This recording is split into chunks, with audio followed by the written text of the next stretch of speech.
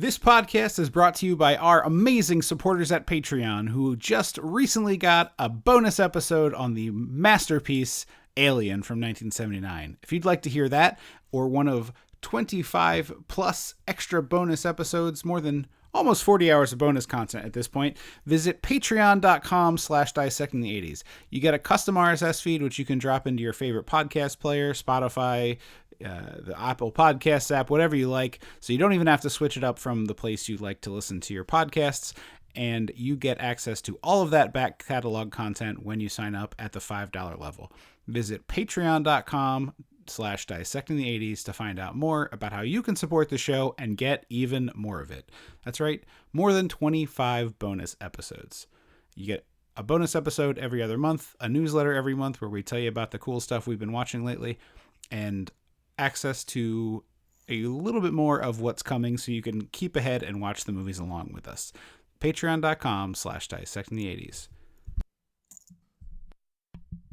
Welcome to Dissecting the 80s. I am Trip Lano, one half of the Mega Podcasting Powers, and I will not, under any circumstances, make any jokes about us being Bobo or Lil Devil. But alongside me with this nightmare journey into nothing but trouble is the Macho Man Drew. Andrew Lano. I mean, I could be the John Candy in drag to your John Candy out of drag. I would accept Femme that. Candy versus Mass Candy. Yeah. Boy Candy. Yeah. We were starting to do our little It's Candy with an IE. show. You know, because girl. Oh, sure. Yeah. Well, see, that's confusing because Freddy with IE, boy. No, Freddy with a Y is a boy. Is that okay? So I got Freddy Krueger is Y Krueger. He is. See, I probably screwed that up on our social media. I almost guarantee. Oh, it's possible. I got that wrong. But like Bobby, Bobbi or IE is the feminine. Yeah, that makes sense. Anyway, it's Candy-ed Yams, our month celebrating the films of John Candy, which probably drawing to a close soon. We've hit a lot of them quickly. Yeah. But you know, that's first we had T. Hanksgiving. We kind of rolled through that whole filmography. It's fun to have, like a. Wait, did we do Home Alone? We have not done Home Alone. So we could. So we're not done. No, I'm saying that we could use that for Candy-ed Yams. Yeah, that makes a lot of sense. I've been trying to focus on John Candy as like the star or like the second lead. Yeah. Oh yeah. Movies. And then Home Alone would not be that, but certainly we could get to Home Alone on this podcast. In any case, we watched Nothing But Trouble, and you know what that means. We gotta go back. We gotta go dissect the 80s. It's your horror movie that doesn't know it's a horror movie. So get your horror movie that doesn't know it's a horror movie. When the mega powers explode. I'm talking about the 80s. Oh, yeah. Great Scott! Cream of the crop. Oh, yeah. Mega powers, yeah! When this baby hits 88 miles per hour, you're gonna see some serious shit.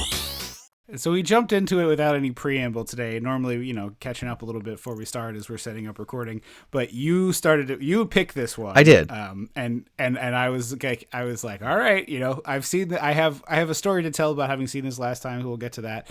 But you were like, I think I picked a movie other than what I thought I was thinking of, and I was like, okay, stop. We have to put this all on the podcast. Yeah. So I've seen a picture of John Candy in drag, like as like a police. I think he's like an undercover cop or something.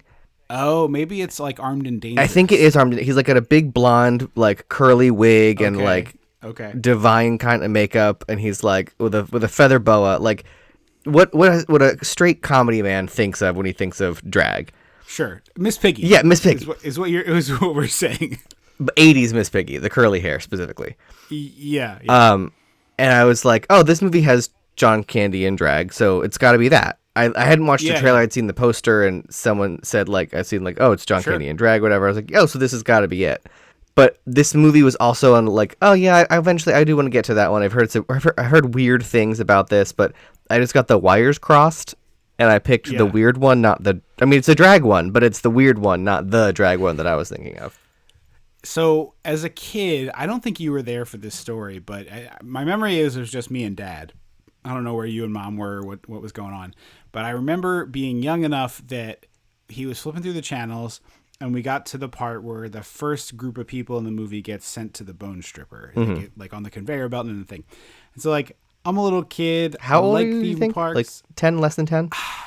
It's got to be less than 10. I can't, I wouldn't want to, my guess is it's 95 or earlier, so 8 or younger. Because I was pretty freaked by this, but I was afraid of everything. But they get dumped into this roller coaster, and there's a part of my little kid brain that's like, oh, cool, like theme park, right? Oh, no. Neat. Oh, no. And then they get stripped of all their bones, which, like, yeah, as an adult, this is, like, silly more than scary. There's right? literally zero blood. Like, living human beings go into this crusher, and then dry, like, Halloween store bones get spit out. Yeah, but I was, like, fully freaked out, and I remember this being like a flipping the channels. So, like, I don't know if Dad was like, oh, he's afraid flip, or like, this is boring flip. I mean, any number could have of been things either. could have been the answer. But I remember it being like the way, when you had a loose tooth and you would, like, play with it and it would, like, hurt a little bit, but not in a way that was like really painful, but like sort of like that mild electric shock where you're like, okay, I can handle this. And it was like, you kind of end up fiddling with it all the time. At least I did when I had a loose tooth. I was just, like, constantly fiddling with it. And so I remember being, like, very afraid of what I had just seen. Like, oh my God, they're bones now. Like, what is this? I can't handle this. And also, in my memory, which, like, who the hell knows if this is correct, I was like, hey, why don't you put that movie back on? Because I think my guess is I had to see that, like, other people were going to survive. You didn't know what happened. Yeah, it would just grow and grow. So yeah, my memory is being absolutely scared shitless by this movie, and I don't think we watched the whole thing. But I remember seeing it in pieces later because this one was on Comedy Central all the time. Was it really? Was just basically free. Like, well, yeah, but nobody wanted this thing. Was this like the same era as, like, not Old School? What's the Rodney Dangerfield one with the diving? Back to School. Yeah, was it like that? Because I remember Back to School was like a Comedy Central thing for a minute. I feel like Back to School was a big cable movie. I don't remember. That was more like TBS. Yeah, that is in my memory where that movie lived. But who the hell? I mean, certainly it would have made sense on either one. Yeah, I just remember this playing a lot and then being like, oh, this is that bad, scary, funny movie, I guess. And then because that's how I, knew Digital Underground was in this movie and stuff like that. This is, to do some factual stuff, this is Dan Aykroyd's only directorial effort. And it's a shame because, like, objectively, all the stuff that a director's responsible for isn't bad. I mean, he also wrote it, so he's responsible for the bad stuff and the good stuff in this movie. Yeah. And I want to talk about all that stuff, but we don't normally do this. Oh, I guess we should do the plot thing, which is to say, this is about this is my nightmare. Yeah, it's a it's a Texas Chainsaw Massacre-esque setup, except Grandpa isn't good with the sledge. He's the judge of this town. It's a horror movie that doesn't know it's a horror movie. Yeah. And so Chevy Chase, Demi Moore, and two hapless idiots who are barely in the movie get pulled over for running a stop sign and then sent in front of this judge who sentences them more or less to death. And hilarity ensues as they get stuck in this haunted house. But I wanted to read this segment, which there's no citations on any of this. Is this on Wiki?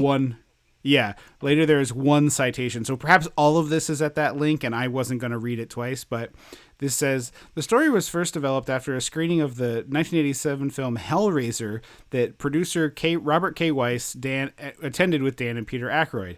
Weiss had a fractured rib and suggested the three attend a film to take his mind off the injury, but it couldn't be a comedy because it hurt him to laugh, hence the choice of a horror film.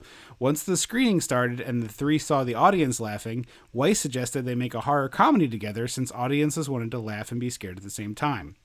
Peter Aykroyd related an event in which Dan had been pulled over for speeding in upstate New York and was taken to the Justice of the Peace to stand trial in what Dan referred to as a, quote, kangaroo court. And after he was fined $50, the Justice of the Peace invited Dan to stay for tea, and he ended up staying there for 4 hours. It was suggested that a horror story be developed based on this event, and Aykroyd spent 6 months writing it as a screenplay titled, quote, Git, G-I-T, which was later changed to Road to Ruin. Dan Aykroyd described the script as a monster movie, comparing it to Beetlejuice and the Texas Chainsaw Massacre. Much of the bizarre characters and events, such as the giant mutant babies, were based on a series of dreams Aykroyd was having, and he set the story in the fictional town of Vulcanvania, loosely based on the town of Centralia, Pennsylvania. So right there, just a lot to unpack. But I do have one more piece before I... Yeah, what's that? I said it is a lot to unpack. I have thoughts, because I read that too. But I do have one more piece that I just simply must relay. And again, I hate reading Wikipedia too well, but it's like, I want to get this right. Aykroyd offered the script to John Hughes, who, while interested in the story, asterisk citation needed. Yeah, horseshit. He was being very kind to you. Ultimately turned it down because he only directed his own scripts. So that's the politest no on record. Mm-hmm. Hughes ended up receiving a special thanks. John Landis disliked the script and immediately turned it down. That I believe. Fair, yeah. But the script caught the attention of Warner Brothers, who wanted John Candy to co-star. Aykroyd wanted to play both the judge and the Chevy Chase part, which would have been interesting, I guess. But but also just you're biting off so much as like just little bites when you're going to be a director. Aykroyd eventually agreed to direct the film to secure the deal to get it produced, even though he didn't want to.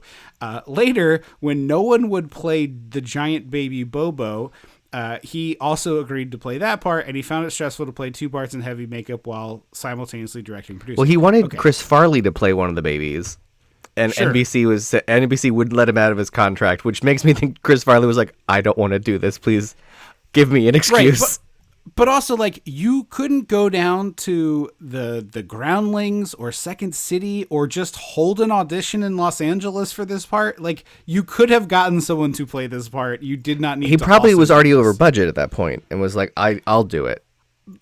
Yeah, but like, you could pay somebody scale. Like it's like a 2-day part. You know what I mean? Or alternatively, you had cut a twin, just have one mutant baby. Or yeah, we'll get there.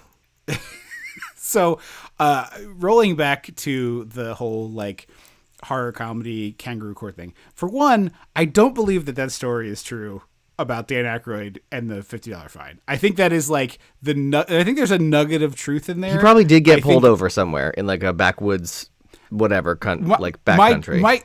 My guess is what happened is he got the fine, and then afterwards the judge was like, I'm really sorry to do that. I'm a big fan of yours. Actually, I'm also into weird ghost shit. And Dan Aykroyd was like, say no more. And then like ran in to speak with this man for hours about weird ghost shit. Probably. He's obsessed with it. So that is my suspicion of what happened there. But yeah, also like, it's really hard to direct stuff. You've directed a bunch of live plays and live performances and so you have way more experience in this. I love doing it. You should talk more about it. But like, I made a short film. Nothing ever happened with it. It just like kind of it was a thing that I made. Scrabble Tiles one, right? Yeah, but it was like something I really wanted to try doing, and it was okay, and like it came out fine. I mean, it wasn't the greatest thing anyone's ever seen, and like I'm happy with having done it and probably wouldn't do it again. It's like a lot of work and very stressful. But like, I played like a small, tiny cameo part in it, and it was like insanely stressful to be like, okay, for like 4 hours today, I have to have this makeup on so that we don't have to like stop down later and have me put the makeup on. And so I was directing in like spooky makeup, just like dumb, like, my face was painted black and white, like very like basic. Last Night in Soho. Honestly, when they're at the Halloween party. Oh, sure. Yeah, I didn't remember that part. I was gonna say it honestly is almost more like Dead Presidents. Is that movie's called? In any case, like having to have a conversation with an actor where you're like, all right, so like we're getting to the end of the run here. This is like our final stretch of the movie. So your character's like totally losing their mind here. And like just trying to have a conversation with an actor about like where their headspace should be and like, giving them some feedback and like talking it out and like seeing how they're feeling and wanting to like make sure they're comfortable with their lines and all that shit that you have to do when you're directing something with just face paint on was like, I have lost some of my, status, right? Like I have made myself a little bit silly. Like I inherently have lost some of the status I had. Not that like, to be clear, I was a schmuck directing a short film, we paid people $50. Like, it's not like I was like some prestigious man. I'm just saying like I had some level of it on day one, and on day two, when I was wearing makeup the whole time, I had less of it. Imagine you're Demi Moore and Dan Aykroyd needs to give you a note on your performance, and he's dressed like this fucking dirty, gross baby with a shitty diaper. Like, in the movie, the diaper is shitty, so they made it shitty on screen. Yeah, no, I know. How do you fucking do that? How do you have any ability to give someone feedback, instruction, a tweak, a suggestion, ask them a question when you're in this? It's just ridiculous as a choice. It is very silly. I've never directed myself in anything. I've always wanted to, but it's just a bridge that I've never gotten to cross. I imagine it's different for film because I do stage directing. So I'm not put the camera here, do this. I have one big picture and I just have to make sure the whole thing is cohesive. Yeah. Whereas with film, obviously there's all right, so now just reach for the door. We're going to film your hand. Do it 4 times, whatever. Sure. Yeah. So I imagine there's probably a little bit of ease there because you can just be hyper specific in what you're shooting. Yeah. But I mean, I also think that someone like Dan Aykroyd probably is kind of fun and goofy on set. Yeah. As a director, so. He's lightening the mood. So I feel like it's not a huge, I mean, obviously it's distracting, but I feel like it probably wouldn't be a huge leap of the kind of director Dan Aykroyd would be outside of dressed like a ghoul and goblin. Right. Or even when he's not the baby, he's dressed as the judge, which is also horrifying. A weird freak. Yeah. And so I don't know what the shoot was for this movie. Let's just say it was 4 weeks long. He's probably dressed as the judge or the baby for 12 of those 20 days, 14 of those 20 days. I would think so. Like the vast majority of time he's in some heavy makeup, which also 2, 3, 4 hours in the makeup chair to get all that shit on and off with the case of yeah. So just really setting yourself up for failure. But I agree with you. There's some interesting stuff in this movie. And actually, I wanted to bring this up early too before we start working through the plot, because I think you will find this interesting and have some good suggestions. I think I have the pitch to fix this movie. Okay. National Lampoon's Haunted Vacation. Okay. So it's Chev and Bev is what you're pitching. Chev and Bev, 2 kids. They get a note that a long lost relative has passed, and give Saturday the 14th. Scooby-Doo, right? You can do as cliche as that as you want, or it could you could go it that way. You could do the company is opening a new factory and they want me to help oversee the factory being opened. This is Clark working for the whatever vague company he works for. Food, whatever it's movie. it's food preservatives. Is it always food preservatives? Yeah. Because I know in Vegas and Christmas it is, but I don't remember if they got into it in other ones. That's fair. It might only be those 2, but at least for those 2, the continuity is good. But it's they're opening a new factory. They want me to help, set up the initial production. And in order to do that, they've rented me this house. It's this huge mansion. Why don't you all we're all going to go up for a week together, and then you guys can head back home and I'll stay for a little bit to finish getting this set up. Right? Something like that. And then it's they have a week-long vacation. They pull up to the house and it's oh my God, what is this? And it's you can even do the fake out where it's in every of these movies where they pull up to a really nice house and then they're no, turn around, and it's the falling apart one. And you keep Dan Aykroyd in the weird old age makeup. He's the caretaker, and John Candy. And then you can do The his Shining. You can turn the classic vacation sexy lady bit into The Shining. Yeah, if you want to do it that way, absolutely. I just feel there's a bunch of ways, because when this movie works, it's when it's doing cool, weird haunted house shit. Yeah. And then that's only about 12 minutes, and then it's or it's maybe it's for 15 or 20, but that stuff all really works for me, and some of those little bits work along the way. But I just, as we saw Chevy Chase going through the house and going down the big slide, I was he's doing Clark Griswold already. Yeah. So if it was just actually Clark and the movie was Clark going down the hill on the sled. Yes, 100%. And so the dial rate now between horror and comedy, it's not a 5 where it's right in the middle. It's probably 2 degrees into comedy, right? Yeah. Or 2 degrees into horror. So it's a little bit less comedy. Dial that back toward the middle, or even 1 notch onto the comedy side of the dial if you're imagining a half circle, right? Just 1 notch left. And I think this works. I think you get the hijinks of the house. I think you get the goofy Dan Aykroyd stuff. I think you get like Vulcanvania, which, by the way, should have been the title of the movie. It's way more memorable than that was a studio note that it couldn't be Vulcanvania. Oh, for sure. Yeah. Vulcanvania is at least memorable. But I was just the whole time I was like, all the parts where Chevy Chase doesn't suck is when he's just doing Clark Griswold. And if you just made this a Griswold movie, it would probably be better. Yeah. Yeah, I agree. I would agree with that. Because right now this movie is just like, obviously we're coming up on an election. I'm not going to get super political, but like, things feel different, a week before an election. The lens with which we view things is different a week before an election, especially one like this. And so, like, it is hard for me to separate the lens of, like, a queer person putting themselves self-inserting in this movie and being like, this is a different level of terrifying if you're not a white cis man. Right. Straight man. Right. Like, this movie is more on par with, like Wrong Turn, or actual Texas Chainsaw, or there's another one that I'm forgetting. But yeah, it's as someone who's driven from Philly to Kentucky, round trip twice in the last 2 years. It's a harrowing journey sometimes when you are visibly queer.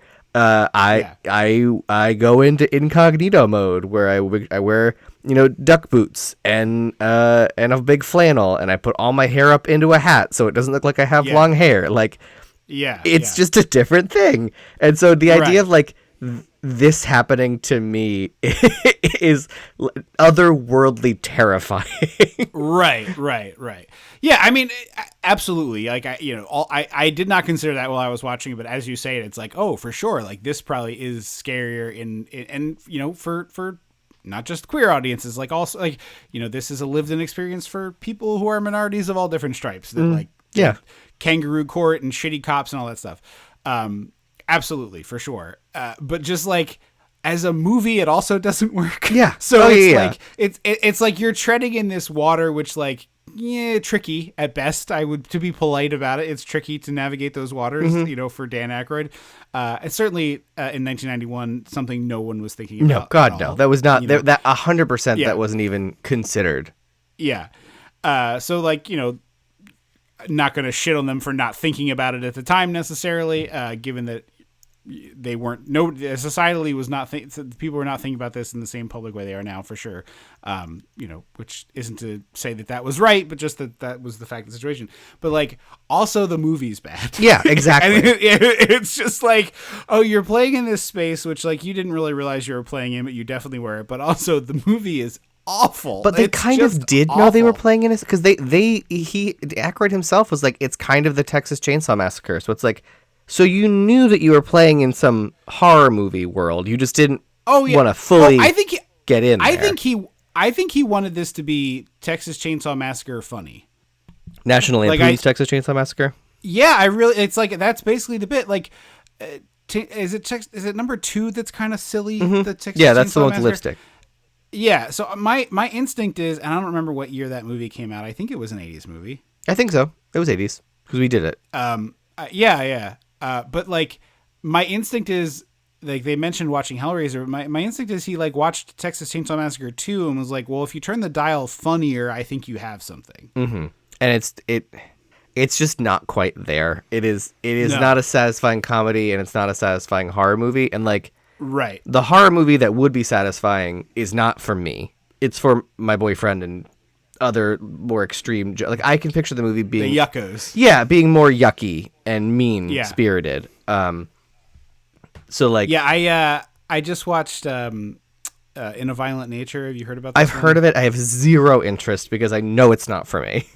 So I actually I was like really into the first 20 minutes where it was like is it like cold open kills?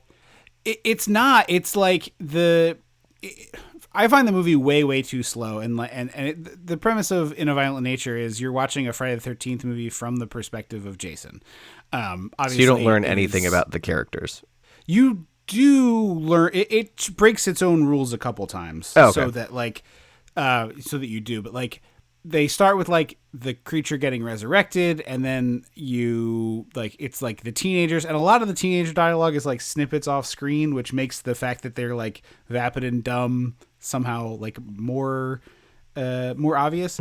But this movie gets so insanely disgustingly gory and violent. Like there is a sequence in which the Jason character is hitting a person in the head with a machete that goes on for, I'm not exaggerating, almost 2 minutes. And it is just it's like the bottle scene in Pan's Labyrinth. Yeah, but in Pan's Labyrinth, I feel like brutal for a different purpose. It's supposed to like make you feel uncomfortable. Yeah, and like I don't know if you're supposed to feel uncomfortable or enjoy it. Like I was reading reviews on Letterboxd, and people were talking about like, oh man, this is like one of the greatest things I've ever seen. And the comments are full of shitheads being like, you should watch more movies. This is like for babies. And I'm like, if you watch enough movies that this is for babies, you should probably go seek a psychiatrist's assistance. Yeah. Because like that's fucking crazy that you're so desensitized to this. There is a sequence in which, and this one I actually did find funny.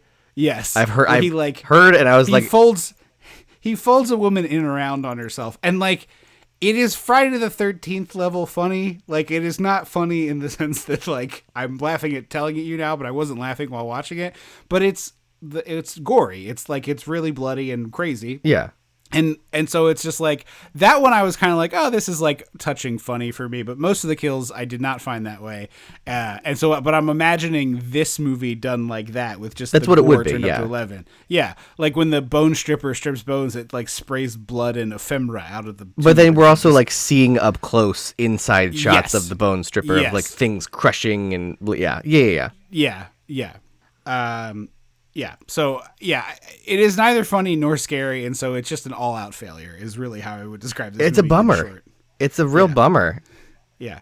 All right. Well, end of episode. Thank you all. We'll see you in 2 weeks. Bum, bum, bum, bum, bum.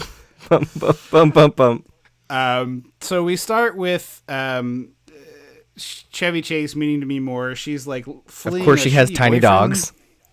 Yeah, she has a tiny dog who never really comes back, and also she's carrying an espresso maker, which he ends up like not even in a box, just like a loose espresso maker. I think this is like I'm leaving his apartment. I had brought my espresso maker. I like moved in here, sort of. I brought my espresso maker over. Oh, okay.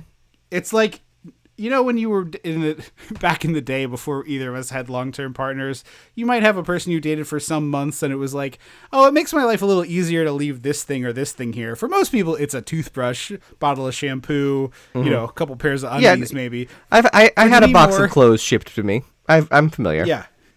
But for in this movie, for Demi Moore, the thing that's like, you know what makes my life more comfortable? I gotta have my espresso maker because I'm a high-powered lawyer who never sleeps. Yes. It's just very silly to me. She has I don't know if this is Chevy Chase's document that she reads or her it's own not document. clear. It's not clear why she's mad and like what the whole situation is. She's like It's like the guy she was sleeping with is also a client, and then he like does something without telling her in her professional capacity or the private capacity that leaves her hanging out high and dry. It feels like the same level of detail that goes into like a Hallmark movie in the first 10 minutes of just like busy business person, vague job in publishing or television or something. Yeah. For some reason, they have to go home, and it's very hand wavy because it's just like, we don't care about this part. Skip ahead. I'm bored. I'm bored typing this. Absolutely. Because it's like she sees something about a landfill that looks like a dossier that would be given to like a potential investor. Yes. And she like yanks it out of Chevy's hands and runs into her apartment and starts calling someone and like saying like he didn't tell me, and then the woman on the phone fires Demi Moore, and it's very weird, and it's like, well, I don't, and then 5 seconds later, she's like, are you going to this thing in Atlantic City? And she's like, well, I want to take your car there, and it's like, well, what's in Atlantic City? What is in Atlantic City? Also, you met this man an hour ago in the elevator. You are not on borrow the car terms with him. Absolutely not. but also from a directorial standpoint, and this is where I said it's like clearly he bit off more than he could chew, because even in the beginning when he's not in the movie, he's fucking up. Demi Moore is on the phone and she is wearing like a bunch of costume jewelry bracelets, and she's clank, waving clank, her clank. hands around. It is like, Yeah, clang, clang, clang goes the trolley. it's so distracting, and it's like you have to, as a director, be like, hey, cut, I'm sorry, Demi, you got to take the bracelets off. Or Just take take one off. bracelet off, and then it's Yeah, fine. you could wear a bracelet, but like, sorry, you're wearing too many bracelets. Get a PA in Or there, get ADR the it. Like other- at the very least, you've like shot it and gone, oh shit, this is not Yeah. usable footage. We need to ADR it. My assumption is they wrapped this film and they were like, hey, to me, we need to get him in for ADR, and she said, no, thank you. I will pay the penalty that is outlined in my contract that says I have to do that so that I don't have to do that. No, thank you. Yeah, I can see that for her. Because it's just like, how does no one notice that on the day of set? Like, you're sitting there listening to the clickety clackety clickety clack. Like, the sound man or woman wasn't like, hey, we're getting a lot of clicking and clacking. Nobody. Yeah. Have Especially you seen The it's like- Substance? I have not yet. No, we're to talk about movies that are too yucky. That movie is almost certainly too yucky. I for mean, me. I know it will be, but like, I just have to. As like, there's something about women of a certain age movies that like queer people are like, I have to patronize this film. I don't know why. I don't make the rules, but it's just, and like, I'm not a body horror person, but I really Yeah. love The Thing. And I enjoy Jeff Goldblum's Fly, or Dave Goldblum's Fly, the David Cronenberg's Fly. Like, yeah. I'm not completely opposed to body horror. It's just not the thing I go to first. But like, I don't know, older women in Hollywood centered body horror. Because someone also described it as like the body horror version of Death Becomes Her, and I'm like, I can see that, and I want to see that. Yeah, I just guarantee that film is too yucky for me. I just know in my heart of hearts. I watched. Speaking of, I got a trial of Shudder, and I've been like plowing through the 4 things I wanted to watch. Azrael with Samara Weaving, like just it truly new? disgusting. Yeah. It's one of those. There's this trend right now of like there's no dialogue in the whole movie. It's all just sounds. Like that fucking Skinamarink. I tried to watch that, and it is unwatchable. There was an alien one. Oh yeah, with, no one can help you or something, and those are the only words no one spoken can in the whole save movie. you, I think. Yeah. Which I liked that one quite a bit, but if Azrael and In a Violent Nature are too yucky for me, and I think those are like way below The threshold. I was going to say the title of the movie we're talking about, and it eludes me. Nothing but trouble. The Substance. No, Demi Moore, The Substance. Thank you, Jesus H Christ. People out there just careening off their car off a bridge. Sorry, everybody. But yeah, I think if those movies are too yucky for me, The Substance is going to be way too yucky for me. I should just mention this. I'll be hosting screenings of movies for Alamo Drafthouse in the DC area very soon. So if you're in the area, stay tuned to the socials. I'll probably post about them there. But a bunch of people were talking about how much they liked The Substance, and I started talking to them, and they're all horror hounds, and one of the women I spoke with was a host of a Giallo film podcast. Oh, and wow. She was like going on and on about it, and I was like, well, if you like it, I almost certainly won't, because Giallo films are too yucky for me. Yeah, is he the one with the eyeball, the zombie eyeball? Is that Giallo? Yeah. No, Giallo just means Italian horror, but it's like blood. Oh, he's not a director. Lucio Fulci is who you're thinking of. Got it. Who is a big time Giallo director, but Giallo is the brand, so to speak. Anyway, back to this movie. We meet Taylor Negron, who's playing. Is it Balzo? Are you talking about the Brazilianaires? Because that's what I wrote the whole time. Yes. I didn't know their names. I'm sorry. Fausto? Is it Fausto? Yes, it is Fausto, because I kept being like, why? Okay. It's so close to Faust and Faustus. Well, this is like it's 1991, so it's not an 80s thing anymore, but like this weird 80s thing of just like weird Eastern European guy. In this case, they are specifically called Brazilian, but he's still doing the same bit of like Balky Bartolomeus or is that the one from Beverly Hills Cop, or is that character a different name? Oh, I can't remember the Beverly Hills Cop guy's name, but I know what you're talking about. of just like, we give them a weird name, we make them vaguely strange, we make them strange in like a large way that's like kind of hard to pin down, and also they have like strange mannerisms, and we don't usually we don't pin down where they're from so that you don't like make fun of a whole country, Borat style, and here we're like very explicitly like, the Brazilian weirdos. But it's also more that they're just like out of touch rich weird. It's yes, it feels less like if they never said they were Brazilian, I feel like their characters would still be the same characters to me. Yeah, as long as they were just like rich, out of touch weirdos. But they also do this like weird foreign guy voice, which is like not. It's like it's always something like that where it's like, again, you can't pin down who it is. It's not like a bad French accent. It's like the weird guy voice. Yeah, it is a non-specific dialect. Yeah. It's like you do that whole shebang, and it's just like, what are we doing here? What is also in this movie particularly? What is the point of these two characters? I don't get it. I'm glad that their ending I'm happy about, but like everything that gets us there, I don't get it. I don't get why they're here. I don't get the purpose they serve. They're just here to be bumbling morons. Right, but like Chevy and Demi are also doing that. Well, so it's like Demi is dumber. less so. Chevy is more of a moron. That's fair. And I wonder if it's a ye old The Rock situation where it's like Chevy Chase will not be the bumbling moron. He will make mistakes, but he won't be a bumbling moron. Yeah, honestly, if you're going to do this, like, cut out the part where you see the other 4 people get arrested and thrown in the bone stripper.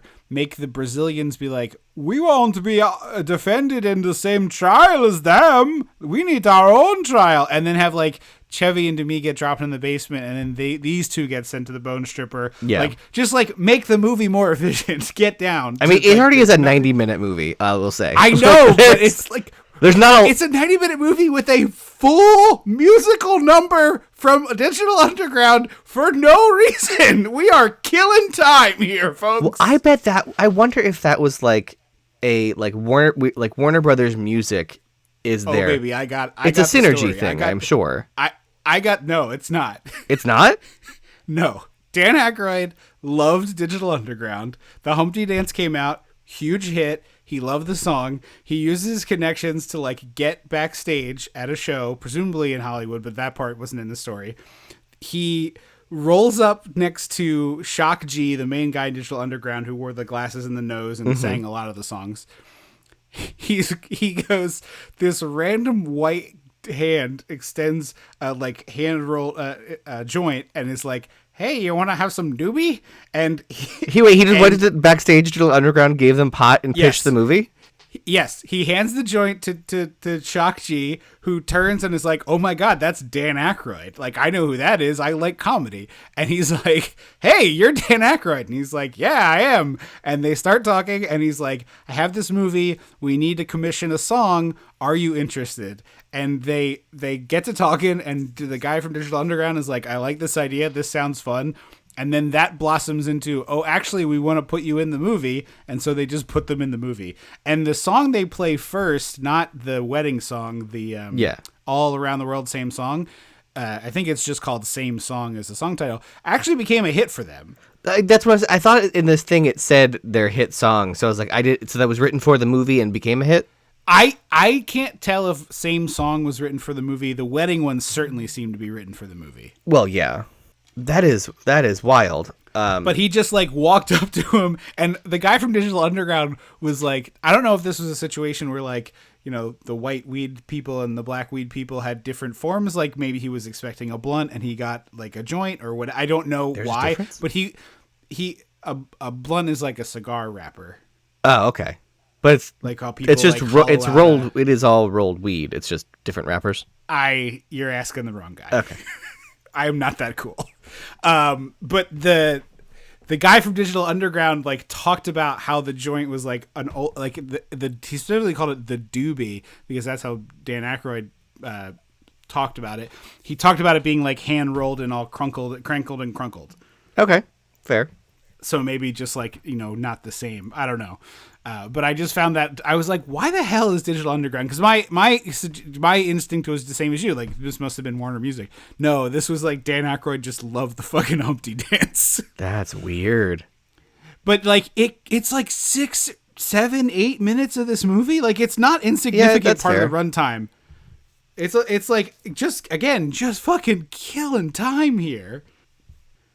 We cut to the next morning after Demi wants to borrow the car. We explain. He also confusingly, Chevy Chase also confusingly, Demi Moore asks him if he's going to Atlantic City. He said, I wasn't planning on it. And she said, oh, can I borrow your car to go? And he goes, I didn't say I wasn't going. I said I wasn't planning on going. And I was like, what is the difference between those two sentences, dude?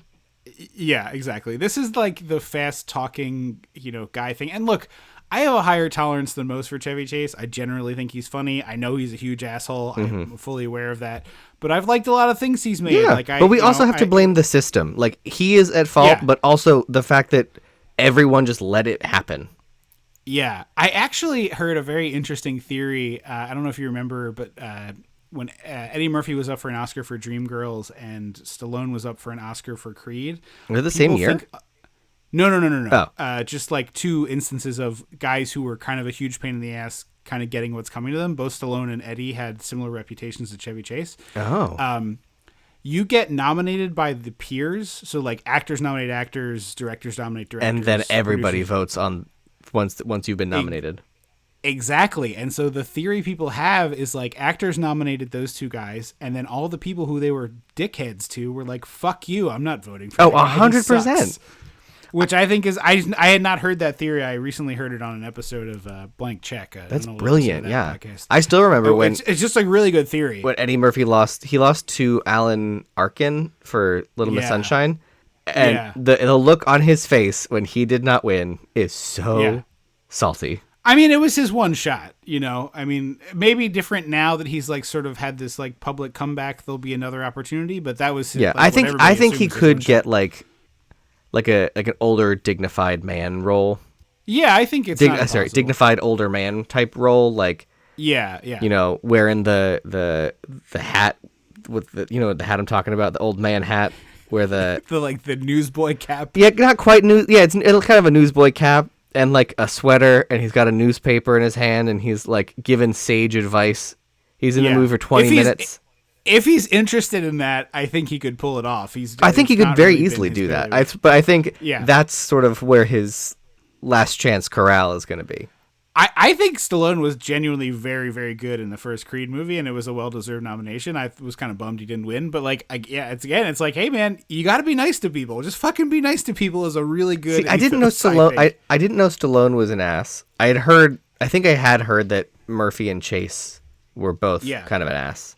Yeah, I mean, Eddie Murphy was on top of the world for a while. Yeah, right? I don't think it's weird that he lost touch. Of course. But so it's the next morning in the movie, and Chevy Chase clearly has a huge hangover. He's talking to this doorman who is like really put upon. It's also Peter Aykroyd, which I don't know if you looked up. I saw that on IMDb. This is the role Dan Aykroyd should have. It wouldn't make sense. He's like too old to be this character, but like this level of role in the movie is what you should have, or like eliminate the blonde-haired cop, the woman who works with John Candy, and make Dan Aykroyd have that part where he like wears a cop uniform and is in like 12 shots. You know what I mean? Yeah.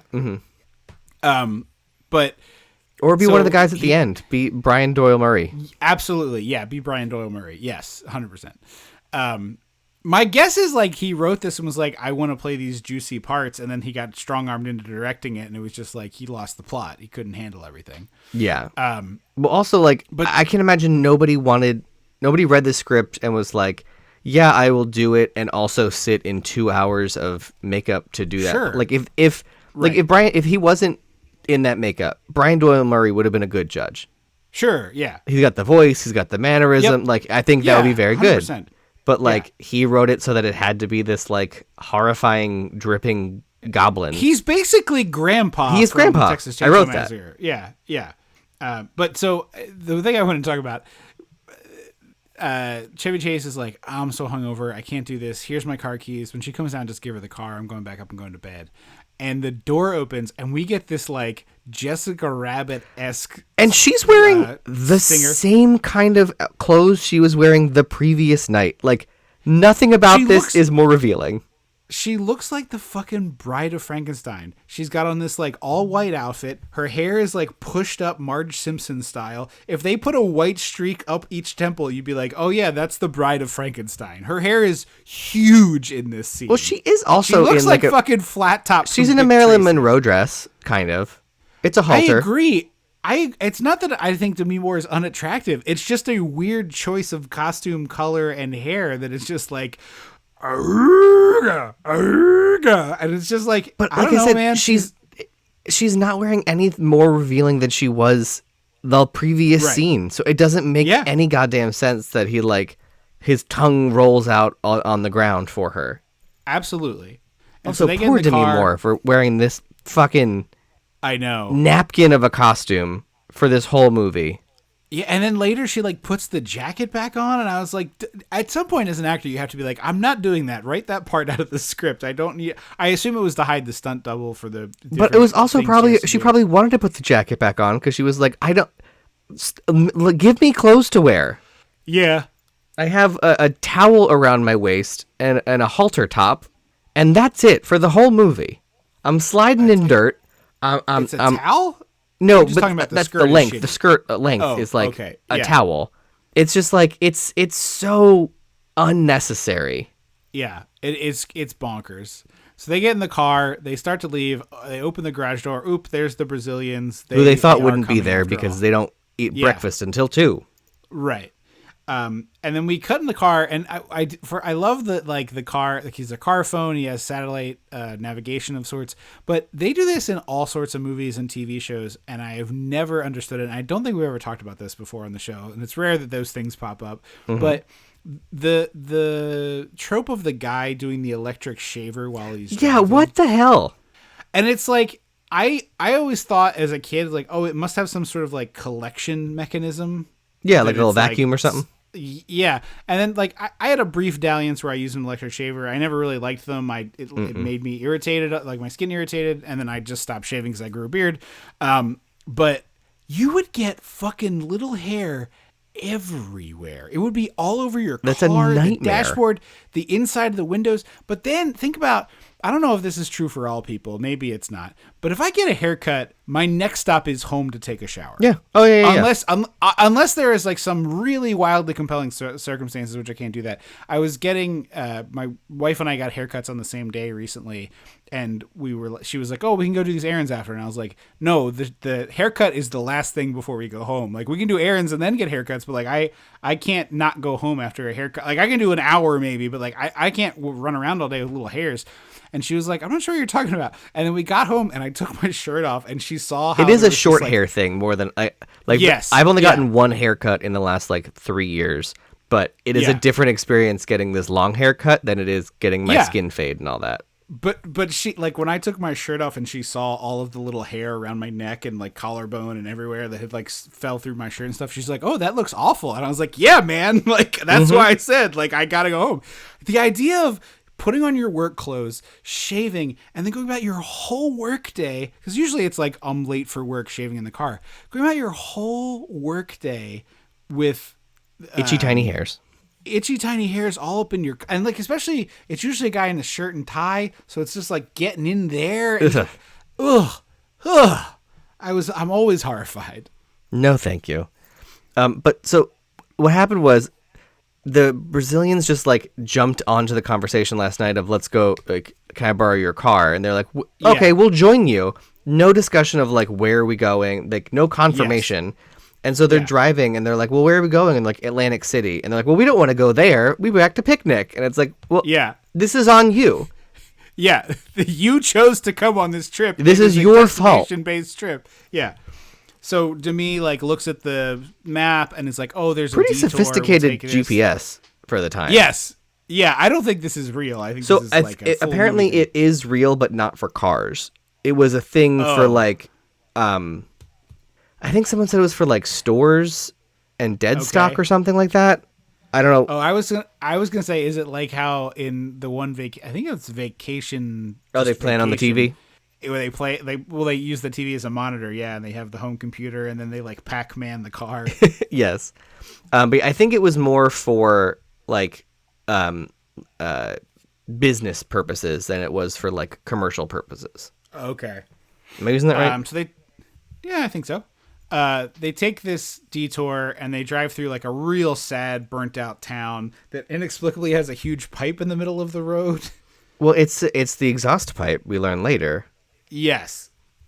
It's a nightmare town. It's everyone's sitting on porches watching you drive by. There's more teeth than people, or more people than teeth in this town. Yep.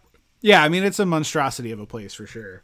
I think there's a bunch of cameos of family members, by the way, in the porch people. I didn't write it down, but I think there's a bunch of Aykroyd family cameos. They also do like some real Hitchcockian rear projection, side projection, front projection for the car. Yes, they which do. I found kind of funny. So they run a stop sign in town. Yeah.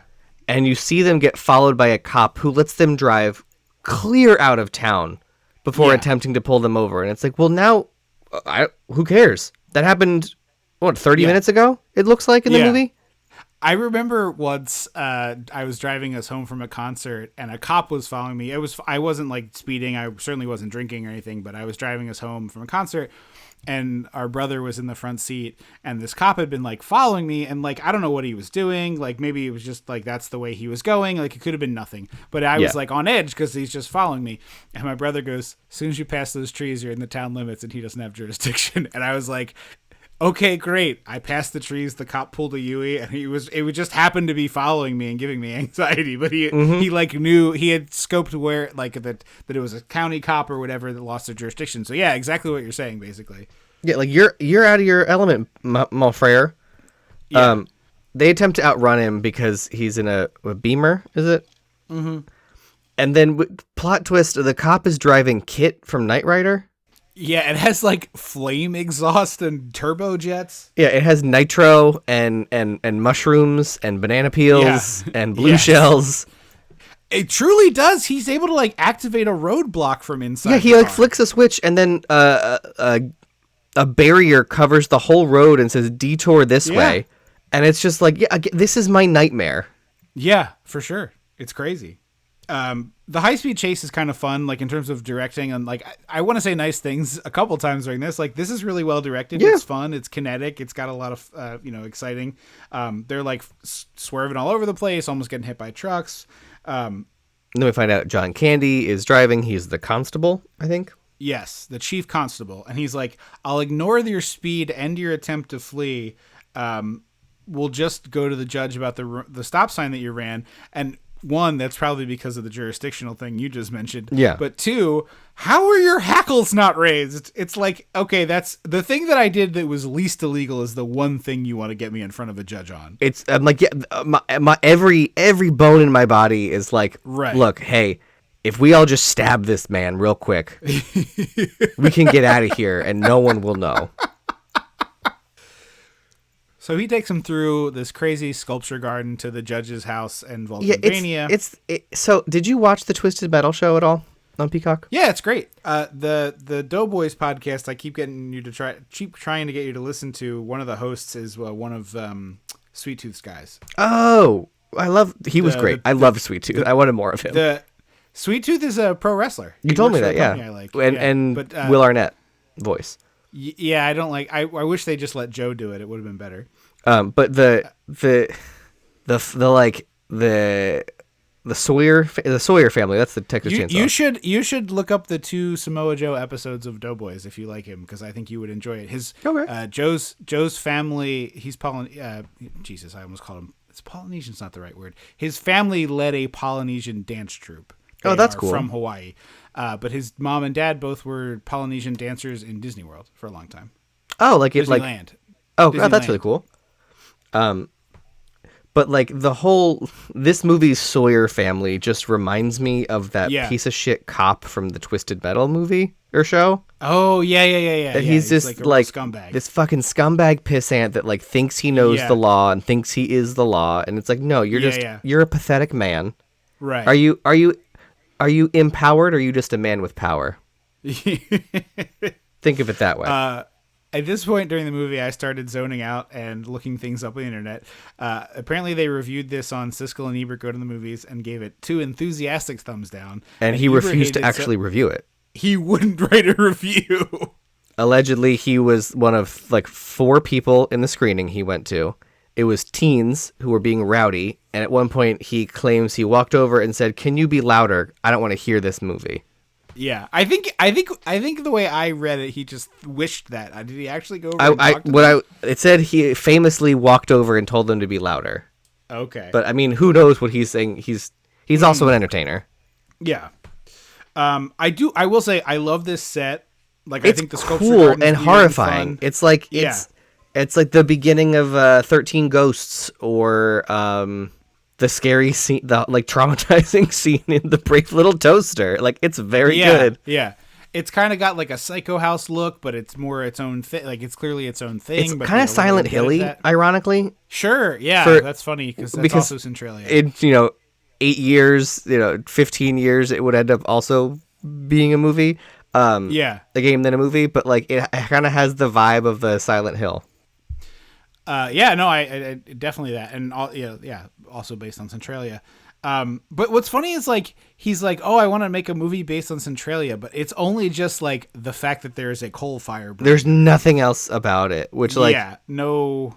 And also, if it was more like explicit that like, hey, we refuse to leave, so we are our own jurisdiction. Like, yes, that being great suggestion. That's way more interesting. If you're gonna do a Centralia movie, like that's what it is. It's like these people are now feral because it's been 40 years that they haven't.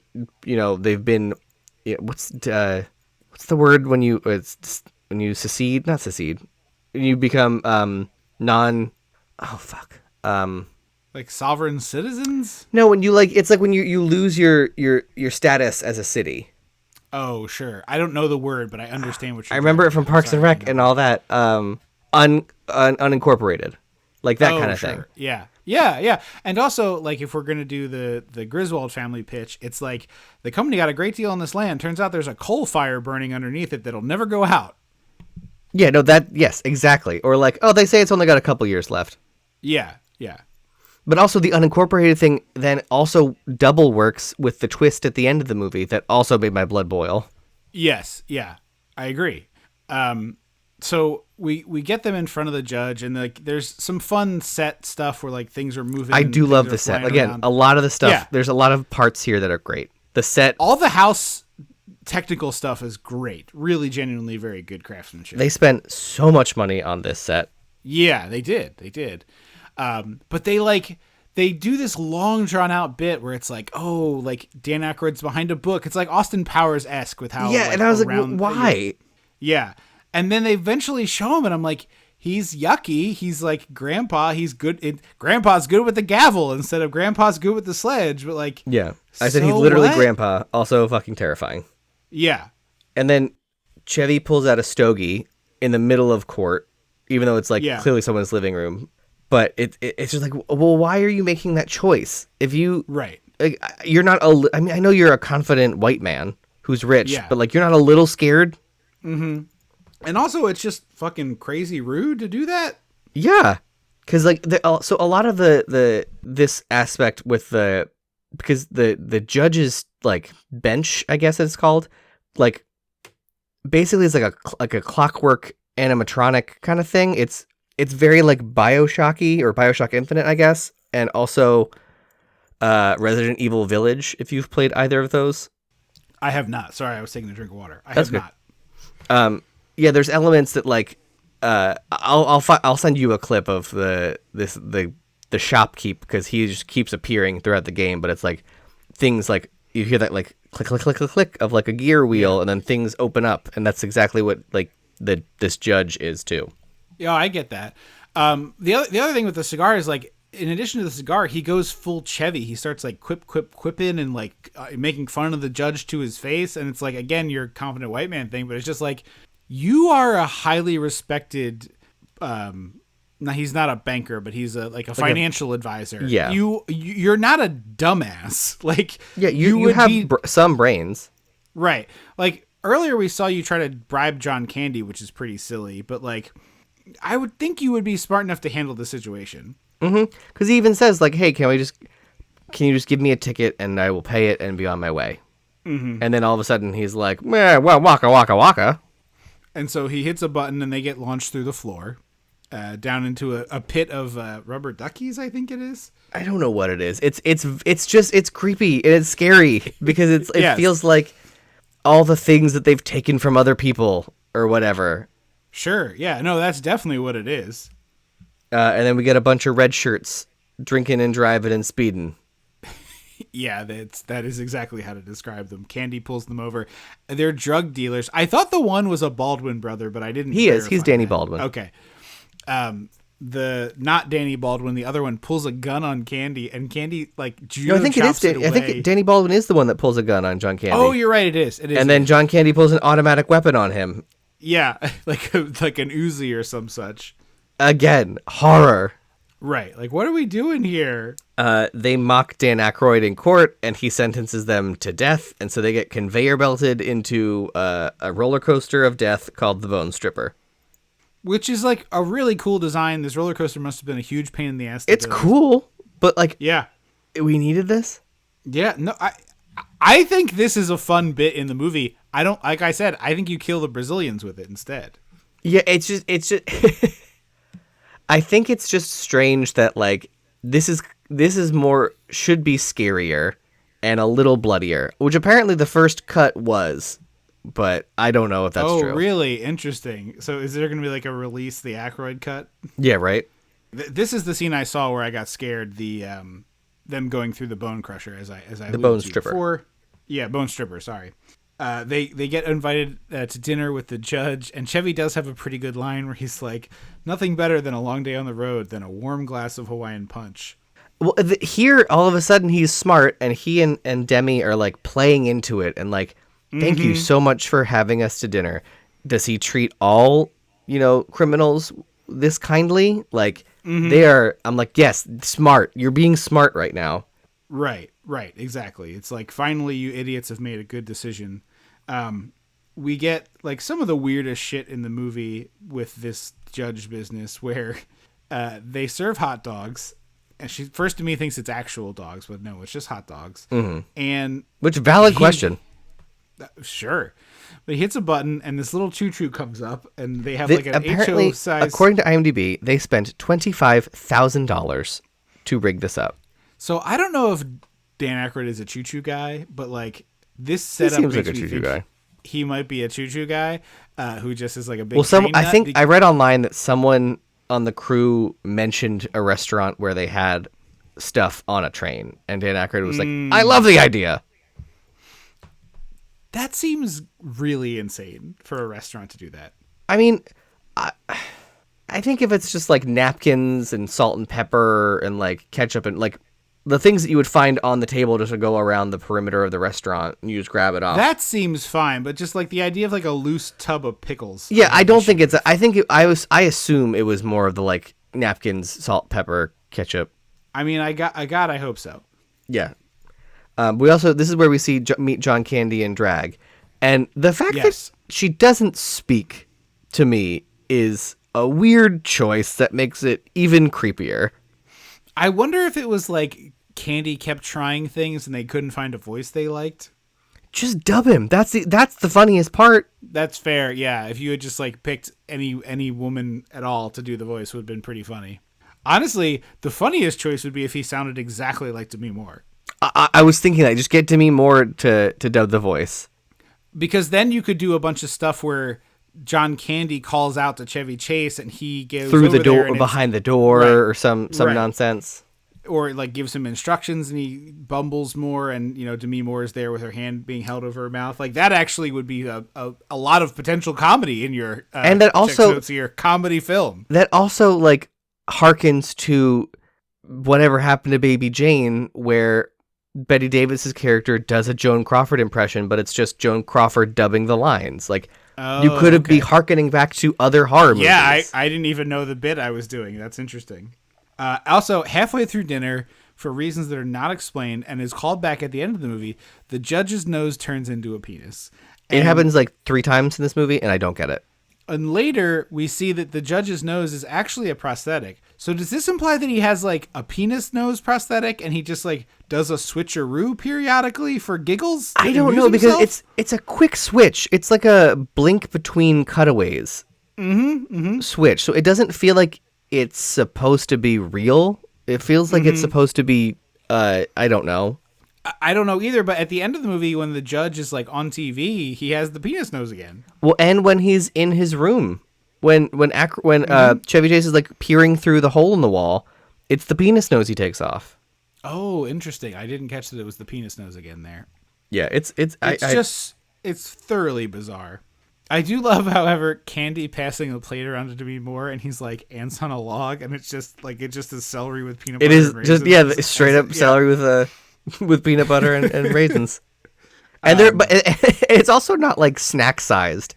It is it's the a full entire length. Like you cut off the heart and you cut off the leaves, and that's it. It's not even that. It's those stalks that are outside before you get to leaves. It's the full size. Yeah, the outside ones. Yeah. Before the 2 or 3 you get on a real big head of celery where the stalk hasn't even split at the top. Where you get the 2 little wavy arms in addition to the center. Yeah, you get the hey everybody. Yeah, the wacky wailing celery man. It's the full bore celery that is just coated with peanut butter.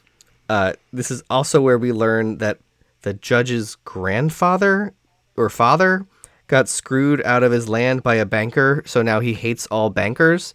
Because Chevy Chase honestly is like, hey, you have a lot of metal out there. You could probably get a couple $1,000 if you sold it to Toyota or whatever he says, Ford. I don't know. Yeah. Like not even like being an asshole, just like earnest advice, because it's like, hey, maybe you don't realize that this could all be worth something. And Dan Aykroyd, the judge, is like immediately like, haha, bankers are all the same. A banker screwed my father out of this land. And it's like, well, I don't think he did. He just sold it for mine, and then it caught fire. Like, it was bad mining practices, too. Right. Presumably, it was a lack of oversight and standards, is my guess. Yeah. We didn't talk about the pickle launcher. Dan Aykroyd is using the train to launch pickles. Well, because that happens next.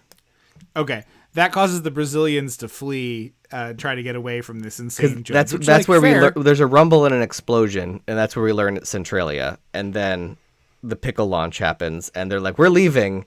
And when the lady... what is it, Marla Hooch, basically? It's a Marla Hooch type, is the lady cop. Or you know what, it should have been everyone other in this town should have been Dan Aykroyd and John Candy. 100%. That's what it should have been. Yeah. My guess is somebody was like, we have to have more than one woman in this movie. Yeah. And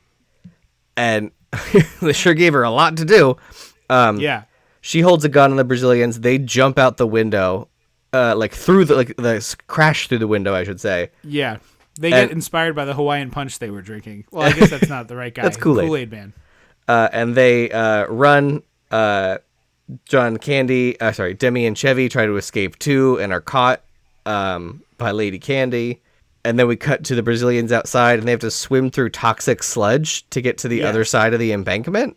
It's like through the little moat that they had crossed earlier, where they had like a crazy Beetlejuice-esque sculpture in the moat on the one side, and this side is just. I did like that sculpture. It was like a dragon, like a sea dragon. It's cool. Yeah. And they get caught by John Candy, and they try and like reason with him and be like, we'll give you money, you can take a vacation, blah, blah, blah, blah. Yeah. And it seems like they get through to him. And I genuinely was like, I don't know if they did. I don't know if he's going to turn him in. I wrote Candy helps the Brazilians with a question mark. Like I did not remember from the previous times I'd seen this movie and was just like, I mean, it doesn't seem like he would help them. But then what's weird is like, he keeps being the cop in the movie. And then there's like sporadically only for a couple scenes though. Right, but then there's a scene where he's like packing his bags, and it's like, well, where are the Brazilians? Are they like hiding in his trunk during all of this? Like, probably. At one point, he brings in another group of, I guess she arrests Digital Underground, not John Candy. So maybe she does. What I was getting crossed up on. Okay. By the way, casual 19-year age difference between Demi Moore and Chevy Chase in this movie. Just like It is completely absurd. Like this one is really hard to get over because he's not that charming. He's not charming, period. But also, like, their love doesn't make any fucking sense. Oh, for sure like, not. And I've said that a lot, but this is probably like top 10, top 5, like most you're two straight people, so that means you're in love now moments in these movies. Yeah. I mean, I get like being under pressure and that causing some connection, but this is weird. It's different than that. And also Demi does that thing that they do in old movies and stuff that I don't get, where people are like, you know, I was dating a bad person. God, I'm such a jerk. And it's like, well, no, they're the jerk. Why are you the jerk? Yeah. It's a very common phrasing in older things. It is. And I don't get it. Yeah. It's also taking place in a room that was like clearly supposed to be meant to be hoardery and dirty, but in order to like make everyone's lives easier, they're just like, can you get like 12 reams of paper and just throw it everywhere? Who has a bunch of unpaid parking tickets? Yeah. It's like, it's not newspaper. It's not specific. It's just sheets of paper all over the place. Some of them have writing on them, kind of, you can see. Most of them appear to be blank. And it's just like loosely strewn about the room. There's also a chest of drawers in which all of the drawers have been pulled out and just stacked on the floor, like crisscross. Like, yeah, which like helps to fill the space, sure. Yeah. But they also are doing their like the whole dumb thing in movies where it's like she's kissing him and talking about how much of a bad idea it is, and then she's like, no, you're nothing but trouble. And it's like, oh, okay, that's where the studio exec got the title of the movie. But also, is he nothing but trouble? He's not really charmed your character. Like, your character didn't seem to be buying his bullshit earlier. You were using him for his car, which is fair. Yeah. Then they sleep in their clothes, which I thought was very funny because it reminded me of us on our road trip to Centralia, in which we did sleep in our clothes because we were so terrified about the cheap motel we had purchased. Mm-hmm. I think we slept in between the towels. We laid a towel down on the comforter. The comforter on top. We put towels down, covered ourselves in towels for additional warmth, and I just like unbuttoned and unzipped my jeans, but I left my jeans and socks on. Mm-hmm. And I had to wash my hair with beer because... No, you wanted to wash your hair with beer, but we didn't buy beer. So we had this horrible bar of soap. That's what it was. It was bar soap. I knew I could... Yeah. There was not shampoo. I remember that much. You were like, I wish we had gotten a beer, and we did not. So they fall asleep, and at one point he spoons her, and there's eyeballs in the painting. There's creepy painting. And they hit a button, and the whole bed just spins around on an axis. Like, yeah. When I say spins, like it's as if you took a spit through the center of a bed as you saw it, and then you rotated it like a pig, like that. Not a flat spin.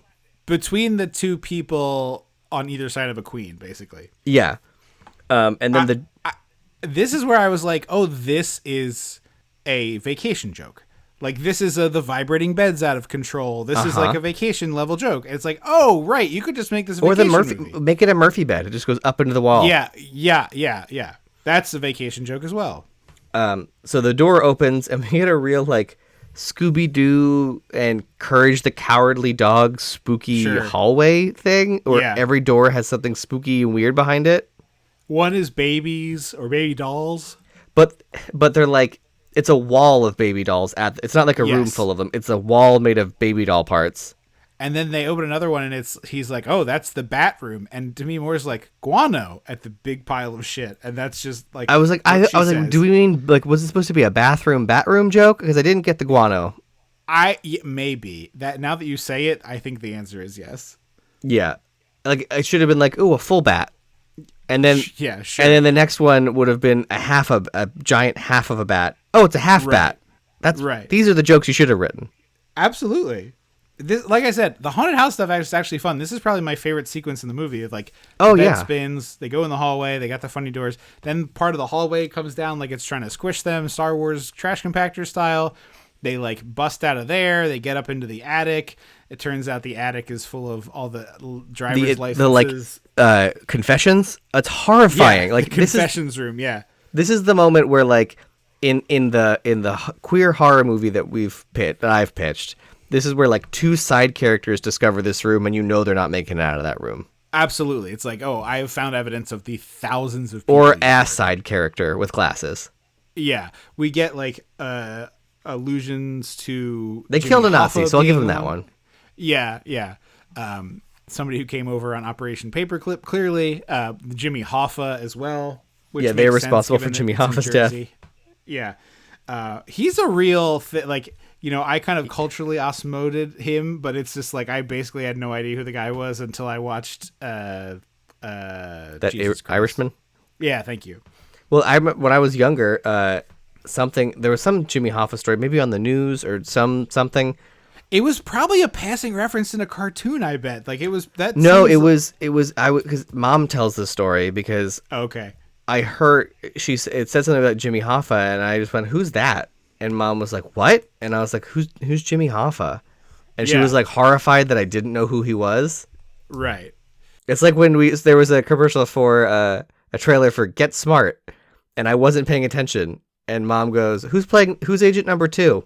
And I didn't answer. 99. 99, because I didn't know she was talking to me. And then she repeated herself, and she went, "Why aren't you answering me?" I was like, "I didn't know you were talking to me. What are you talking about? Who's Agent 99? They like decide they're trapped in here. Better light a cigar, which like Better each have a cigar. And there is some good physical comedy. The way they like both put it in their mouth at the same time as like a button to the scene. Like there's some good physical comedy there. And now like the way you've pitched it, I would love it if Bev and Chev had a cigar. Honestly, this reads to me like Chevy Chase was in a cigar phase and was like wanting it to be part of the movie. Probably. Because it's like an odd, like the idea of like lighting up a cigar casually in the courtroom is bonkers to me. Although I'm sure it happened back in the day. Oh, I'm 100%. But yeah, just like nothing sexier than, as you dubbed it once, hot porcupine breath. Yeah, a hot porcupine in your mouth. I mean, I know lots of people that are very into it. It's not my thing. Yeah, but just like the idea that they're going to like puff on a stogie and have sex afterwards is just like, ugh. I bet Ron Swanson would do that. Ron. I'm sure many people do. I bet Ron and Diane did that. I'm sure many people do. I just think it sounds icky. There's a big slide here, and there's the main branch of the DC library has a slide for children, and there's like a sign that's like, "This is for kids." But is it big or is it like a small slide? Oh yeah, it's like a full staircase. Oh shit. Okay. It is the size of like it goes between one floor to another floor. Like you get onto the second floor and you get off. They on should the first have floor. like once a year. It's adult slide day. Well, there's not really any like, I'm admitting to a crime here, I suppose. But there's not really any way to like, if there's no one around, it's not that hard to like get on it. And it's like made of like bowling alley wood, so it's like quite smooth. Okay. And so my last day of work, it's not a curvy. It's just a flat ramp. It's a straight, yeah. But at my last day of work at my old job, which was very close to this library branch, so I would go there a while, I like went in there, saw there was no one around, tiptoed to the top, got on and slid down. And I had so much friction heat on my ass and my jeans that like the metal rivets of my jeans were hot to the touch when I got down. It was wild. I went way faster than I expected to. That's what adult bodies do, man. Yeah. A lot more mass. Mass. I was going to say inertia, but that's not quite it. It probably is, but it's probably related to math. I don't know. I didn't go to school for science. Force equals mass times acceleration. In this case, acceleration is a constant and the mass increased significantly, so a lot more force. They split at a fork in the slide and go to different places where Chevy watches Dan Aykroyd de-drag, and he's got like no nose. And yeah, it's like Red Skull from the Captain America movie. Very much. Like, he takes off his wig, which like it's also not a full wig. His wig is like the Fryer donut, and I was like, well, why bother at that point? What is the point of that? Yeah. Also, his skull has like a weird dent in the middle, and he takes off one of his legs that later he. I thought it was both legs. It's just one. Oh, okay. But later he's like, I left that one in France. Whoa! What war was he in? Well, he's 106, according to Dan Aykroyd in an interview. Was he the Franco-Prussian War? Honestly, it could have been. Yeah, it could have been either world war, I suppose. And then Demi finds the car, because there's also a quick shot of Lady Candy dismantling their car. Also, when Dan Aykroyd gets into bed, he takes the leg off. He puts the covers up, rolls over, and then there's just a huge fart sound added to it. And it's just one of those, like, we talked about this long time ago of just like, I'm imagining Dan Aykroyd putting headphones on, and in my mind, he's in the baby makeup, although he wouldn't be. This is post-production. But he's just like, all right, 40 fart sounds to listen to. Go ahead, cue them up. Or he had a favorite from his time on SNL, and I'm he was sure. like, we're going to use these ones. Yeah. Is there an Aykroyd character in that new SNL movie? Is it that time? I think he's on it. Wasn't he an original cast member? I couldn't remember what year of SNL it was supposed to be. It's the first episode. Oh, it's the first episode. Oh, okay. Yeah, because Chevy's in it too. Right. The kid playing Lorne is a very good actor. I've seen him in a couple things right now. A couple things recently. I haven't seen him. He's in a fun movie called Snack Shack, where he and another boy end up bidding on running the snack shack at the pool in the town, and then they like do all sorts of schemes to try to make money when they have control of this thing. Oh yeah, I haven't seen the Lorne character. I don't think he's like all over that trailer. If you watch. Oh wait, then is it? Hang on, is it the guy from Teen Wolf? I don't know what Teen Wolf. Oh, someone in the comments let me know. Teen Wolf is Michael J. Fox film. When you ask me about Teen Wolf, I know. I watched the a fact couple that you episodes. think I know about the MTV show from the mid-aughts. Dylan something. Teen Wolf. Dylan O'Brien. That might be the name. I don't know. I just know he was good in Snack Shack. Oh, I don't. Demi finds the destroyed car, as you said. John Candy was destroying it. Femme Candy was destroying it. She gets her jacket and lipstick, I think. I guess it's her lipstick. Yeah, I thought it was the keys. I didn't quite.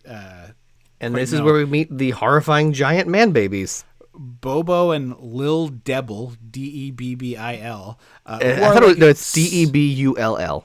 Oh, sorry.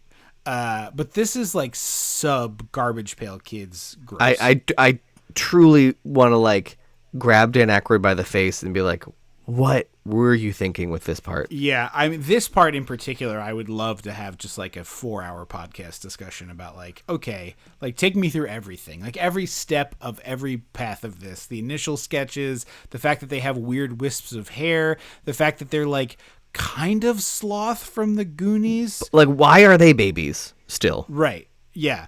And like one of them has a quip that they got too fat to finish high school, but like, shouldn't it be kindergarten? Like they're clearly babies. They're babies. They're babies. Like they wear diapers and have like baby rolls. Like it's like when a baby is a baby, it has like cute little fat rolls. Yeah, it's chunky. When it's this monster, you're like, what is this thing? I hate it. Lady Candy catches Demi Moore and goes to throw her into a foundry.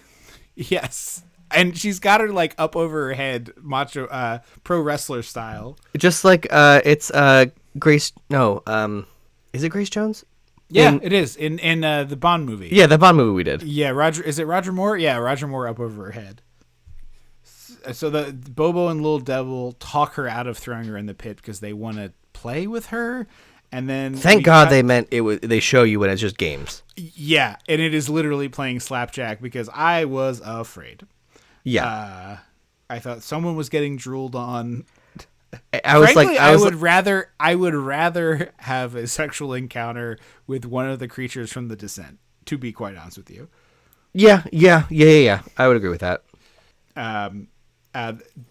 Chevy is in the wall of the judge's quarters still. Inexplicably, the like slide ends inside the wall next to the judge's room, which you would think like would annoy him because they'd be like banging on the wall for help until they turned into a bones. But then what I love is they didn't get skeletons here. They just got tibias and fibias. So it's just lower leg bones only in this area. Yeah, it's the bones that dogs chew on in cartoons. Yes, 100%. So he gets woken up to deal with Digital Underground. One of the Digital Underground guys looks at the house and is like, "This place is extremely Draculated," which I thought was hilarious. A great adjective. Yeah. Chevy Chase gets attacked by Dan Aykroyd, and then we have a whole fight, and it's just like, come on, what are we doing stepping here? in a bedpan? Like, I don't. Also, Chevy picked up a gun before this fight started, and he never fires it. Oh, I missed that. I He fully missed that. He picks up a gun, he checks to see if it's loaded, then the judge comes back up and catches him in the act, and he doesn't shoot at the judge or anything. He just, like, puts it in his pocket, I guess. Yeah, I fully missed that because I thought he was reading a newspaper article about the judge. He picked up a gun and then he read the newspaper article. And honestly, a thing, like, here's a free joke for you. It's a lighter. He, like, the gun is a lighter. Got it. Yeah. And it's just like, oh, damn it. And, like, the judge hits him with a femur or his cane or whatever. Yeah. And then he gets caught by Lady Candy, and he goes, well, house rules. She gets to keep you now. Yeah. Which Really Chevy Chase doesn't realize means you're going to marry her. Right. Which seems like, at this point, you should probably have caught on to that. Uh-huh. So Digital Underground gets before the judge, and they say that they are they're musicians, and he's like, prove it. Bring all their instruments in. Yeah. And I was waiting for this to be kind of a shitty thing of like, oh, that's not music or something dumb like that. Honestly, I did find it very funny that like earlier. I mean, the only version of that joke I will accept is if he's like, this is music, and he puts on like John Philip Sousa. Sure. Like that is the only version that this old man is like, music is John Philip Sousa. End of list. But it's also genuinely hilarious that like earlier we heard the cops were like searching for drugs in the car and like, you mean to tell me Digital Underground didn't have any weed? Digital Underground had nothing. No weed in the Digital Underground hearse? Really, guys? Although I'm glad this movie doesn't do like a shitty racist joke about the fact that they're black men and therefore have drugs. That's true. But they do I will say this is dirt stupid, although it's fun to see Tupac back there in the New York Yankees jersey. I do think it's funny when Dan Aykroyd starts playing the organ alongside Digital. It's I like that. I will get genuinely behind that. Funny. He's leaning into the silliness of the makeup and the fact that he's doing this, and then he's like sort of dancing and swinging his hips, and then two of their like backup dancer girls come up and they're like dancing with Dan Aykroyd, wiggling and kind of fun. Yeah. So we cut between that and Demi befriending the horrifying man babies from her cage. Oh, and John Candy getting into lingerie to the tune of "Big Girls Don't Cry." Is that song? Yeah. Big girls. Oh, that okay. Don't. Yeah. For some reason, I always forget like the tune of that version because I always think the Fergie one or the Black Eyed Peas one, which is like covered that. No, it's a ballad. It's a completely unrelated song. Oh, okay. Like, big girls don't cry. It's okay, no, it's the Frankie Valli-ish one. Yeah, the Frankie Valli one. And this is where he finally realizes that he's getting married because the Marla Hooch type is saying, he's not supposed to see you on this special day. And he said, then Dan Aykroyd goes, you can leave. You're free to go if you stay and witness the wedding and play music at it. Yeah. We did mention to me, we mention that they were playing Slapjack and she was getting the rules wrong intentionally to get the game to go longer, which I thought was pretty good. Yeah, that was great. It's like this, if she had stacked the deck of Candyland to make sure that, there was Princess Lolly and, Queen Frostine and King Candy were out of the deck. Yeah. I love this wedding dress. I love this. Like I'm very here for John Candy and drag. It's very funny to me. Yeah, I mean he's like clearly having fun doing this. It honestly reminds me of like how back in the day the Python guys would argue over who got to play the women because they enjoyed being silly in dresses. It's fun. They got married already. I thought there was going to be some kind of something like subterfuge, but they just straight up get married. Yeah.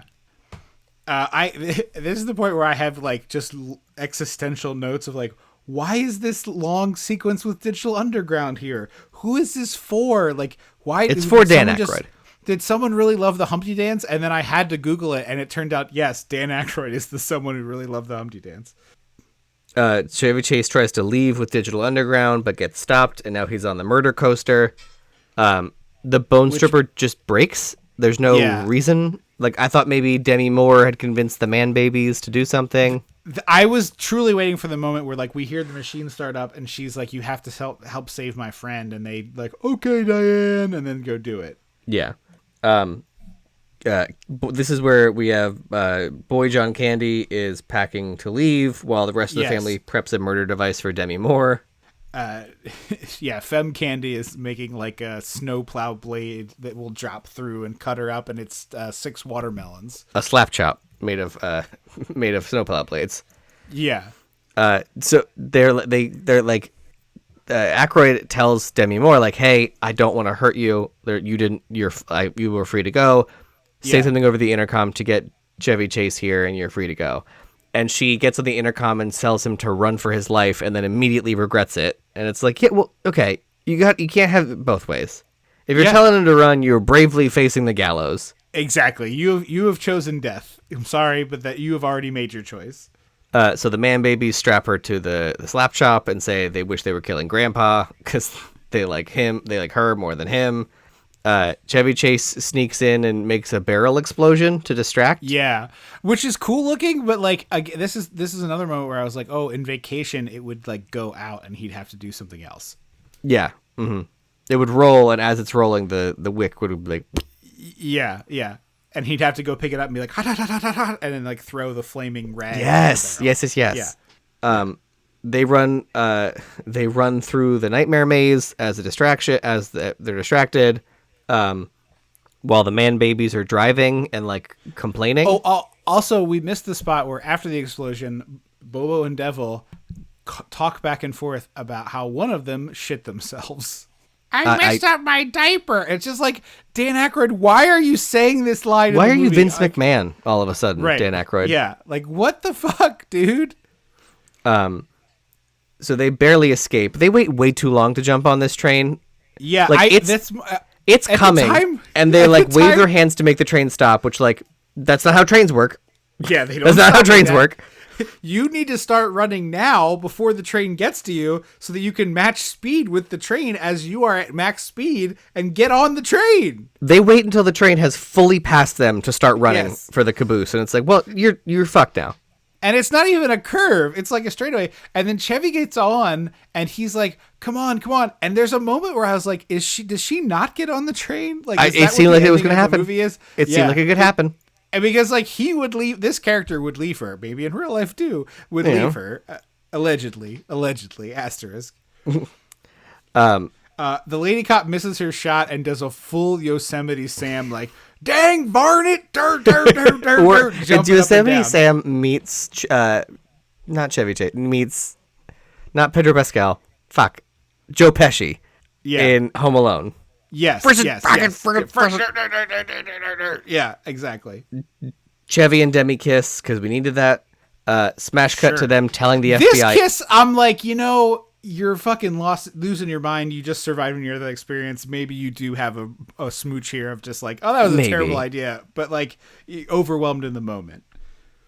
Smash cut to them telling the FBI everything, and the FBI is like, well, you have to come back with us. It's like, you couldn't pay me enough to go back to there. The only way I'm going back there is if I have a missile launcher, a distance, and a lot of missiles. It's a video game. And I'm just missile launch. I'm camping, and I am missile launching them until the whole thing is rubble. Absolutely. Who would ever go back there? Why would you do this? And then so they swarm of like a fleet of FBI. And they're like military, like a camo truck is there. And they're like, well, we can't just start shooting. We have to serve them the warrant. And it's like, well, what? And then Demi's like, we can get them to come out. And it's like, what is happening? Why would you want to do this? Why are you deputized?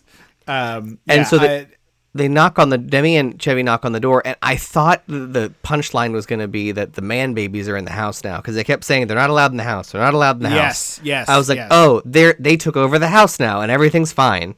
Yeah. But no, it's Dan Aykroyd in the old man makeup, pretending he's an innocent old man, and then turn around, and the entire military, police, FBI, cops are all on his side. And I was like, this is my nightmare. This is the terror show. Yeah, it's crazy. A whole fire explosion happens. The ending of this movie is like both this and the like, what comes next for Chevy and Demi Moore are both such cop-outs. Like that they're like, they're trapped and they don't want to do a bleak ending. And so it's like, oh, the Centralia fire finally erupted. It's all gonna blow. And so they all run, and it's not satisfying enough because I was like, we watched the Marla Hooch type get sucked into the earth on an outhouse, but I was like, I want to watch them all die. Like, yes. I want to watch the life drain from them. But they don't, because they're not dead, baby. I know. Sequel time. Demi and Chevy drive off in the planes, trains, and automobiles car. He has a line where he's like, there's a cutoff to the fuel pump as part of the security system. I was just like, what? When did you deactivate that? I don't know anything about cars, sure. And then we cut real quick to a happy ending for John Candy and the Brazilianaires. He's their bodyguard and dating the lady, and they're all very happy together. I'm sorry, they're not dating. He is, quote, her lover. Yeah, fair. And I was like, great. And then we could have ended, frankly, I would have rather them ended with that than this stupid bullshit of Chevy Chase is having a nightmare on the couch. Yeah. Demi wakes him up and takes a shower. He turns on the TV. The news is there, which, why is the news there? Because they would never leave. Yeah. And then it turns out Dan Aykroyd, the judge, is alive with his penis nose. Well, also, there's also a line that is completely inexplicable, which is the coal fire somehow turned into crude oil, which is now, like, widely available in the town and is like going to be a great financial boon. And it's didn't you say like 50 million barrels or 50,000 barrels or some shit? Yeah, some ridiculous number. And it's like, okay, coal does not become oil. That's not how dinosaurs. That's completely different. Also like this sequel setup we do here where it's Penis Nose Aykroyd. Is it even supposed to set up a sequel? I mean, it feels like it, where it's like, oh, my grandson-in-law lives in New York, and we're going to go stay with him. And he, like, holds up Chevy's license, and then you hear a crash sound, and then there's a Chevy-shaped hole in the wall, like, Who Framed Fucking Roger Rabbit? Yeah. And apparently they just didn't know how to end it, and they were like, good enough. Right. It is very clear they didn't know how to end it based on both of these two scenes' endings, which are completely non sequiturs. Your movie is bad and you should feel bad. Honestly, this is like an SNL sketch ending, which they get to periodically, where it's just like, I don't know, man, one of them runs away, you know? Yeah, exactly. And then we get, like, clips from the movie credits, so you can see, like, everybody who played two roles gets two of these. And it's just like, again, it's like a 93-minute movie, like 12, 14, 15 minutes of credits and filler between the musical numbers and the long opening credits as well, which we didn't mention, but it's just like B-roll helicopter shots of New York City while all of the people involved's names play over the city. Yeah, it's just a wild amount of filler. Not good. No bueno. As you said, there are some flashes here where you're like, oh, Dan Aykroyd might have had an interesting movie or two in him. Like, oh, in a different world, maybe Aykroyd directs a Ghostbusters sequel that's like interesting and kind of weird. And because all his friends are there, they like don't let him do all the weird shit he wants because they can push back. They're like, we let you get the ghost blowjob in once. We're not letting you do it again. Yeah. But for example, they're like, no, Dan, you shouldn't play two heavily prosthetic characters and direct the movie. Says director and actor Harold Ramis. That's a bad idea, Dan. There's like very little to be nice about here. It sucks. We've sort of turned a corner on the vibe of the show over the years as we've both gotten a little older, of like not being just such unrepentant haters and shitting on things, but like, this is a tough watch. I don't often brutal. say like there's nothing here, but there's really nothing here. Well, it's also not easy to find. Like, that's true. Yeah. If you happen to see it on TV, what year is it? Yeah, maybe leave it on, but like you certainly don't seek this out. Yeah, it is really not worth your time, and apparently very expensive to buy on physical media. Like, it's out of print. Really? Oh, one of those. Yeah. Okay. Yeah. Death Becomes Her is getting a reprint in Blu-ray. I saw. I gotta think they're remaking that thing soon. I don't know. With the musical, there might be some time before they do that. Yeah, maybe they do the musical movie. Maybe, yeah. I really want to see that musical. I've heard it's great. But yeah, this is a stinker. This is a real stinker. Bummer City. Yeah, not a lot to recommend here. Well, we'll be back in 2 weeks with another John Candy movie, Delirious, in which he plays a soap opera writer who gets bonked on the head and wakes up in his own soap opera, which is like what we pitched for fun. Romancing the Stone, I think. Yes, I think that is and a version of the Lost City. Lost City. Thank you. I was like City of Gold, City. What is it? Yeah, so I'm very curious to see how this goes. I think it's going to be goofier, but I think maybe fun goofier. Oh, yeah. So we'll see how it goes. At least for me, available to stream through Hoopla through my local library service. So if you need to get down to your local library and see if you got that.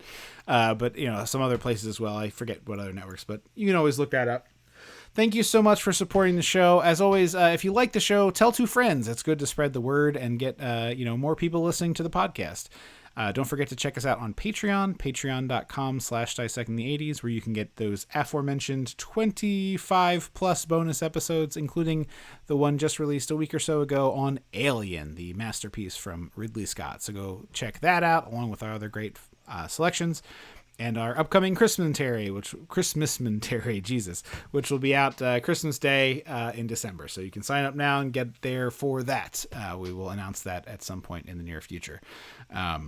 We'll be back, as I said, for Candy-ed Yams. Don't forget to review the show if you haven't done that. It's a great little end-of-year gift for your favorite podcast here. And if you're a Spotify listener and you got us highly featured in your end-of-year stats, send it to us on social media. We'd love to see that and share your listening numbers for the podcast. So facebook.com/dissectingthe80s, dissect the 80s on Twitter. Probably the same name on Blue Sky. I'm going to try to get that up and running. I saw some suggestions from people for that. If there's anywhere else to do it, I'm just terrible at social media. So help me out and tell me where you want us to send your content. And on Instagram as well. So Dissecting the 80s. I think that's all the housekeeping stuff. Thank you so very much for listening to the show. I've been Trip Lano. I will always be Andrew Lano. Until Delirious in 2 weeks. Don't you forget about me.